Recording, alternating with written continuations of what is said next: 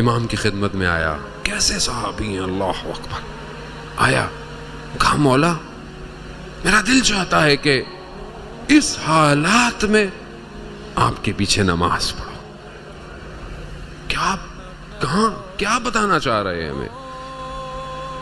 راوی کہتا ہے کہ امام خاموش کھڑے رہے، امام نے کچھ دیر جواب نہیں دیا، کچھ دیر بعد سر اٹھایا، کہا کہ خدا تو نے نماز کا تذکرہ کیا، خدا تجھے نمازگاروں میں شمار کرے۔ امام نے کہا ہاں اب وقت ہوا ہے نماز کا، اب وقت ہوا ہے، نماز پڑھو۔ امام نے کہا جنگ روکے، ان کو بولا کہ جنگ روکے، ہمیں نماز پڑھنی ہے، مگر لائن تھے سامنے، انہیں کیا نماز کا تھا۔ حبیب آئے، امام کے پاس، مولا آپ نماز پڑھیں، کچھ لوگ آپ کی حفاظت کریں گے، نمازیوں کی حفاظت، کچھ لوگ نماز پڑھ لیں، کچھ لوگ لڑیں گے، بچ گئے تو باقی نماز پڑھائیں گے، دوسرے لوگ۔ اب یہ زہرا کا لال بھوکا پیاسا ہے، کربلا کے دشت کی گرمی ہے، اب یہاں پر امام نے تکبیرۃ الاحرام، اللہ اکبر، کیا نماز ہے کربلا کی، کیا کمال کی نماز، ہم اس کو کہاں محسوس کر سکتے۔ اب ایک طرف سعید ہے، ایک طرف زہیر، کیوں؟ کیونکہ دشمن نے نشانے بنائے ہوئے ہیں، مگر ایک بھی تیر امام کو نہیں لگا۔ کیوں؟ ڈھالیں تھی نہیں، سینے روک رہے تھے تیروں کو، ولایت کو پہچانتے تھے، خود کٹ جائیں امام کو کچھ نہ ہو۔ یہی تو کمال ہے۔ ایک ذاکر تھے، کہتے تھے کہ میں بھی کربلا میں ہوتا تو میں تیروں کو برداشت کرتا۔ رات کو خواب میں دیکھا کہ کربلا میں ہے، امام نماز پڑھ رہے ہیں، اب یہ کھڑا ہوا ہے، اخلاص پورا تھا، نیت اچھی تھی، تیر کے میں جیسے ہی تیر چلا، تیر کی سنسناہٹ جیسی قریب آیا، اپنی جگہ سے ہٹ گئے، کیا دیکھا؟ تیر امام کو لگ گیا جا کے، کہا اب نہیں ہٹوں گا، پھر کھڑا ہوئے، پھر تیر آیا، پھر ہٹ گئے۔ پھر جب امام کی نماز ختم ہوئی تو 3 تیر امام کے پیوست تھے، امام سے معافی مانگ رہے ہیں، مولا معاف کر دیجیے مجھے۔ امام نے کہا میں معاف کر دوں گا، مگر آئندہ کبھی زندگی میں یہ مت کہنا کہ میرے اصحابیوں جیسے بنو۔ اللہ اکبر، تیر کھائے انہوں نے، کیا تیر کھائے۔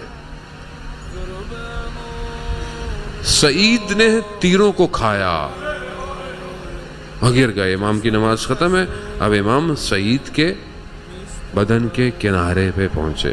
سعید کیا کہہ رہا ہے؟ مولا راضی، خدا کو راضی، اللہ اکبر، یعنی اتنا کچھ کرنے کے باوجود بھی پوچھ رہے ہیں۔ کہا مولا میں نے وفا کی، اللہ اکبر، یہ ہے ولایت کہ سب کچھ لٹا کر بھی امام کی نگاہ دیکھ رہا ہے، مولا راضی ہے، مولا وفا کی میں نے۔ ہاں سعید، تم ہم سے آگے آگے جنت میں جا رہے ہو، اللہ۔ مگر سعید اور باقی اصحاب عزیزان محترم، عشق کی کیفیت ہے نا، کوئی نہیں چاہتا کہ جب تک ہم ہیں امام کو کچھ ہو، مگر کیا کہے سعید کو کہ سعید تم نے ظہرین تو امام کو پڑھوا لی، اب عصر کے وقت میں ہزاروں تیروں کی بوچھار میں وہ زہرا کا لال اکیلا کھڑا ہوگا، کوئی ڈھال نہیں ہوگی، کوئی کچھ نہیں ہوگا۔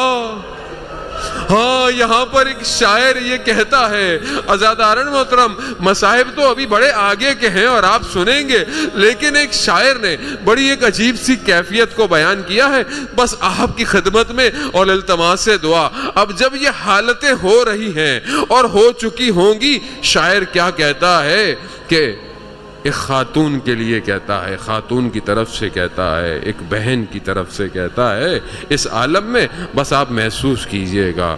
وہ کہتا ہے کہ خیموں سے قتل گودیے گاہ کی طرف دوڑتی رہی، خیموں سے قتل گودیے گاہ کی طرف دوڑتی رہی، مگر جب پہنچی تو دیر ہو چکی تھی۔